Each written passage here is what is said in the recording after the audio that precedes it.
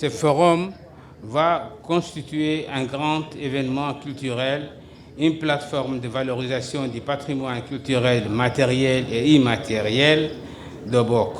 Il va également servir de support aux échanges culturels et un tremplin de transmission intergénérationnelle. Mesdames et messieurs, permettez-moi de prime abord de revenir un court instant sur une brève séquence rétrospective de ce que furent les ports de Massawa, d'Obok et de Zéla. La relation historique entre les ports de Massawa et d'Obok et de Zéla nous ont toujours été racontées avec moult détails par nos aïeux. Ces trois villes partagent en particulier une histoire interconnectée, marquée par leur importance stratégique dans le commerce régional, les dynamiques politiques et les influences et des rivalités coloniales. Les trois ports étaient incontestablement des carrefours convoités, sans oublier le passé historique du port de Tadjoura, très lié à Zéla et à Aden.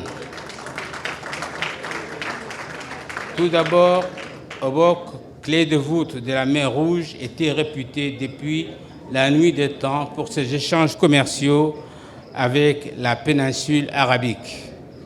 Occupée par la France en 1862 pour servir de station de charbonnage, répondant aux besoins stratégiques après l'ouverture du canal de Suez. Zéla, carrefour médiéval et islamique, autrefois un port prospère, d'émirs et d'esclaves vers l'Égypte et l'Arabie. Massawa, emplacement stratégique, était un port clé pour l'Empire éthiopien et les sultanats locaux, facilitant le commerce de l'ivoire, des esclaves, des produits agricoles avec l'Arabie et l'Inde. Ainsi, les quatre ports étaient pendant longtemps des pôles géopolitiques et économiques dans la Corne de l'Afrique et de la péninsule arabique, alternant entre coopération et intégration démographique et concurrence. Ils incarnent la transformation de la Corne de l'Afrique, du sultanat médiéval à l'impérialisme moderne. Leur histoire commune montre comment le contrôle du littoral a affecté l'équilibre politique, économique et culturel de la région.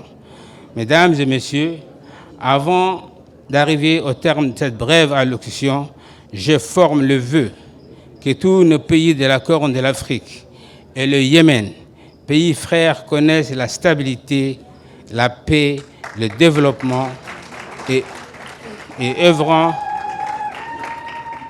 pour l'intégration régionale et la prospérité pour tous.